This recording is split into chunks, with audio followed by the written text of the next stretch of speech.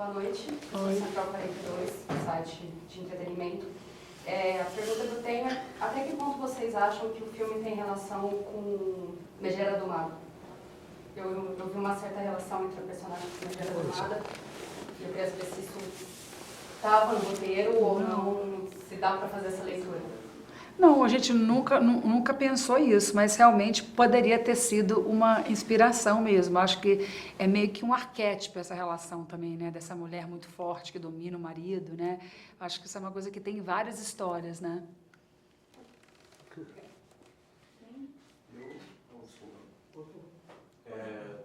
Eduardo Oliva, TV Cinelente, canal YouTube. Vou fazer uma pergunta mais voltada para a composição de personagem, que eu também sou ator, e aí vou focar um pouquinho nessa base, tá? Para a Ingrid, eu queria saber, em relação a você, como você compara o perfil de homem que as suas personagens buscavam em outros filmes, focando mais na comédia, e com esses dois perfis de homens que aparecem na vida da sua personagem. O Domingos, eu queria saber se você traçaria um paralelo com algum super-herói dessa aparição do Corvo na presença da personagem da Ingrid, porque ele aparece de uma forma misteriosa e também some de uma forma misteriosa. E o Caco, eu também queria saber como é essa composição meio pastelão do seu personagem, se você se baseou também em alguma linha de clown, de palhaço, que a gente também, pelo menos eu senti muito isso na sua composição. Eu queria que vocês traçassem mais em relação à composição desse perfil de personagem. Em relação a mim, eu acho que ela não... Você falou aqui dos personagens meus que são atrás de um perfil de homem, eu acho que ela não é atrás de nenhum homem, isso que eu acho legal desse filme. Ela é um personagem que não tem um homem como foco, ela tem a vida dela como foco. Então, esses homens vão entrando na vida dela de maneira totalmente diferente. Então, o personagem que, nesse caso, ele não tem esse foco de viver para um homem, como normalmente são as heroínas das comédias românticas. Ela está lá na vida dela e esses homens que vêm a ela, né? Então, eu acho que isso é uma coisa que não é óbvia no filme, né? A relação dela com os homens, ela não é óbvia e esses homens não são óbvios, né? Óbvios. É engraçado isso do super-herói, né? Porque ele poderia até querer ser um super-herói, né? Mas ele não parece que não tem muito talento para isso. Mas eu acho que ele acompanha, sei lá, talvez alguma mítica, né, dos super-heróis, né? Essa coisa do mistério, de aparecer e desaparecer, assim, de forma abrupta, né? O do próprio Corvo, né, que a gente tem.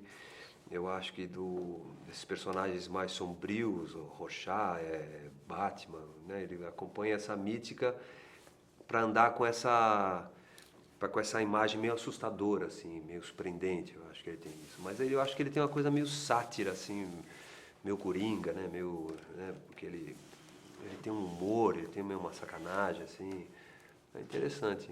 Não fui por aí que eu busquei o personagem, né, mas se fosse aproximar ele de alguma coisa como você pediu, eu acho que eu ia por esse lado aí.